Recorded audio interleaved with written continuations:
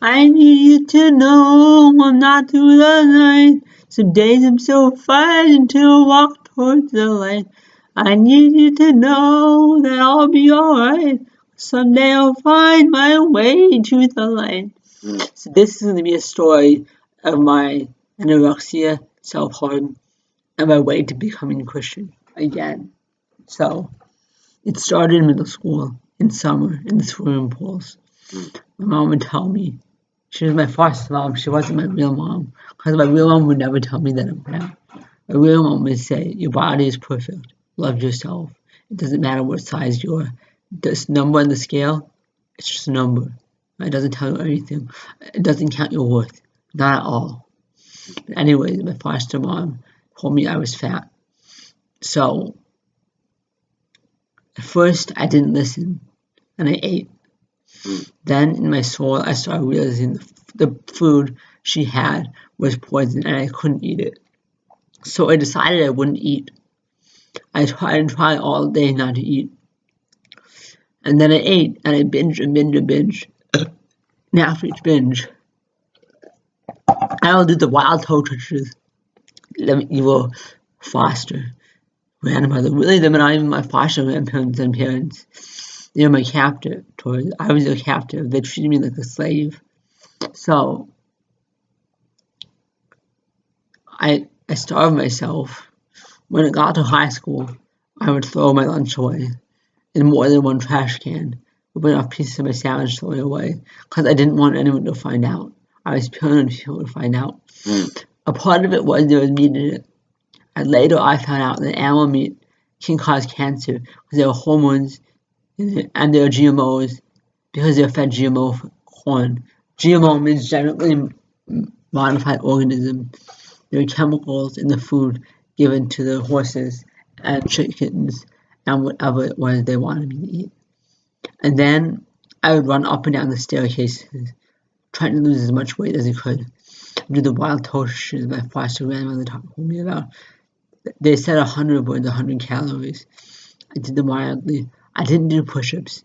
I didn't jump. I didn't do strength training like I do now. I hated my body and I felt uncomfortable in my skin. I did this all the way through high school. Eventually, I got so bad that my parents sent me to Anorexia high school. Dr. R.C. asked me to tell her what I thought my hips were. I lied because I knew my hips were skinny. And I wasn't anorexic. That's what I thought. And said this. Because she wanted me to say that I thought my hips were big. Even though I didn't. I just wanted super skinny arms and a super skinny body because I wanted to be a sprite. Anyways, I went to anorexia high school. They fed me. They put tubes on my nose and ruined my nose to put whey protein in my body and that caused cancer. So I was furious with them. Then I finally got out. And a couple months later, I went to an anorexia high school. I forget what it was called, but they forced me to drink milk and eat food that was awful and poisonous. My dad, not my foster dad, but my real dad, got me out. I saw that girl that isolated herself from the people who looked at their records and tried hard to egg each other on to starve themselves. She was way too skinny, but she was trying to recover. I wanted to run up to her and hug her and say I love you, but I didn't. I lied. I felt possessed by someone and said I'm going to a different anorexia high school so they could let me out. So anyways, my dad drove me home back to my foster captor's house. And it was okay. And I kept starving myself until I found martial arts. At the end of my last year of high school, after I graduated, I started cutting myself. I was possessed. My evil captor thinks my twin Steven is me and that I have multi-personality disorder, which is usually caused by demons possessing people and they can let out and be different people. And I don't have the disease, I really have a twin. Anyways, so I started cutting myself. I did a really deep cut on my leg. It didn't get deep, but that left a really nasty scar. I told Justin, and I shouldn't have told Justin because Justin is evil. And of course he told Susan. So, and she told me to stop. So I stopped for a while, then I got to college. My second year of college, I started cutting myself again. My roommate told me, please stop, I used to do it, I'm triggered by you. I didn't want to stop. So I buried myself under my covers, making a tent out of my covers, and I would cut myself. I told me, do you want to see a therapist? I didn't. And what I did, honestly, one of my triggers, and I hate the word triggers because guns have triggers. So I told them figure skating, and they said, why does figure skating trigger you? How can something good trigger you? If you really don't have the opportunity to do it. And I kept cutting myself for at least 2 years, maybe 3. Then I said, okay, it's time to stop. One of my friends who also did told me, it's time to stop. It's time to stop cutting yourself for a while. So I stopped. Now I'm going to tell you how I recovered from anorexia.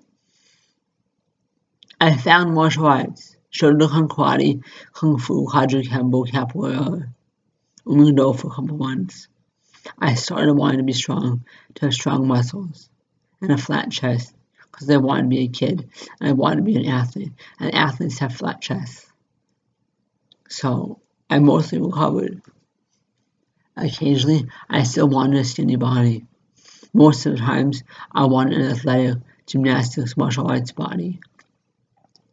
Anyways, when I got home from Pennsylvania, and wherever else I was living,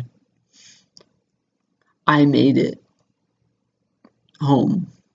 And I started starving myself again. I decided I would eat under 1,000 calories, and that's when the binging started.